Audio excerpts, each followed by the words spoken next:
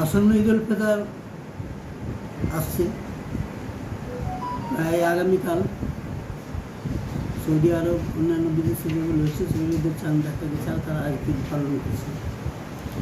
আমাদের মুসলমানদের দুটোই হচ্ছে খুশির দিন, সেটা হচ্ছে একটা হচ্ছে ঈদ উল ফিতর যেটা আগামীকাল, আর দ্বিতীয় হচ্ছে ঈদ উল আজহা যেটা আমরা বকরি ঈদ বলে থাকি বা কোরবানি ঈদ বলে থাকি।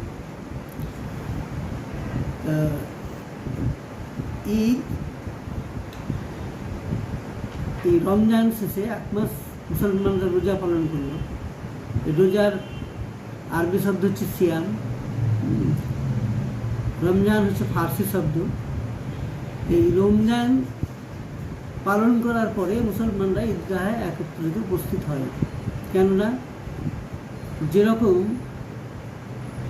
মাধ্যমিক বা উচ্চ মাধ্যমিকের রেজাল্ট হওয়ার পর ফার্স্ট সেকেন্ড থার্ডের সার্টিফিকেট হাতে আসে, সেরকম কাদের রোজা ভালো হলো, কাদের রোজা কবুল হলো, সেটার সার্টিফিকেট আল্লাহ তাআলা স্বয়ং নিজে হাতে দেন। এই জন্য আমরা ঈদগাহে উপস্থিত হই আল্লাহর কাছে মাগফিরাতের জন্য। আমরা যে সারা বছর যে গ্লানি পাপ যে করেছি সেগুলো ক্ষমা চাওয়ার জন্য। রোজা কার কতটা পালন হলো সেটা কিন্তু আমরা নিজেরাই অনুভব করতে পারি। আমরা যে পার্থিব জীবনে চলাফেরা করি তাতে আমরা কোনটা ভালো কাজ করছি, কার সেবা করছি, কাকে সাহায্য করছি, নিজে কিছু কি যে অন্যায় করছি সেটা কিন্তু আমি নিজেই জানি। তেমন রোজা যে আমরা পালন করলাম সেই রোজাটাও কিন্তু আমরা নিজে জানি যে কতটা রোজা আমার উপকারে লাগবে। একটা ছোট্ট উদাহরণ দেওয়া যায়, যেমন কয়লা সংস্কৃতে একটা শ্লোক আছে, কয়লা শতধৌতং মলিনত্বং ন মুঞ্চতে। অর্থাৎ কয়লাকে যদি 100 বার কেউ ধোয় তাহলে কিন্তু তার কালিমা লিখতে হবে না, কালি থাকবে না। তেমন আমাদের যে জীবনে, আমাদের এই যে সারা বছরে বা সারা জীবনে যে চলাফেরার মধ্যম দিয়ে আমাদের যে পাপ গ্লানি পঙ্কিলতা যে আমাদের অন্তরের মধ্যে বাসা বেঁধে থাকে, সেইগুলো আমরা রোজার মাধ্যমে পুড়িয়ে ভস্মীভূত করতে পারি।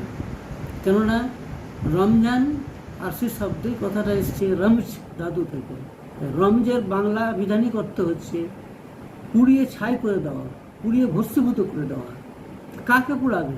আমাকে পোড়াবে না, আমার মধ্যে যে পঙ্কিলতা আছে, আমার মধ্যে যে পাপ আছে, আমার মধ্যে যে কলুষিত আছে সেইগুলোকে ইয়ে করবে। সেটা কিসের মাধ্যমে? কিন্তু 1 মাস এই রোজা সিয়ামের মাধ্যমে। এই রোজা আমরা পালন করি, কার কতটা হয়? যেমন কয়লা সেই যে মলিনত্ব মুঞ্চতে, অর্থাৎ মলিনতা দূর করা যায় না, কিন্তু তাকে যখন পোড়ানো হয় তখন সেই কয়লাটাই কিন্তু সাদা ধবধবে হয়ে যায় ছাইটা। কোনোটা আবার পুড়ে না, কোনোটা আধপোড়া হয়ে থেকে যায়, হ্যাঁ, কোনোটা আবার ঝামা হয়ে যায়। ঠিক আমাদের রোজাও ঠিক ওই রকম। আমি রোজা করলাম, কাউরি বিপদ করলাম, কাউকে গালিগালা দিলাম, আমি খারাপ কাজ করলাম, সেইটা আমাদের রোজাটা ওই রকম আধপোড়া হয়ে থেকে যাবে। আমাদের পাপটা মানে পুড়িয়ে যেতে পারবে না। আমরা নিজেই বুঝতে পারবো যে আমি রোজাটা কতটা ইয়ে করেছি। তো তার জন্য অবশ্য আল্লাহ তাআলা কিছুটা রেখেছে, যেমন ফিতরা, যেমন যাদের অর্থ আছে তাদের যাকাত।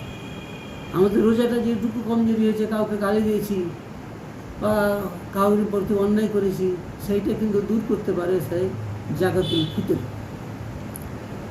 যাই হোক, ঈদ আসন্ন, ঈদ আসছে। ঈদ মানে খুশি।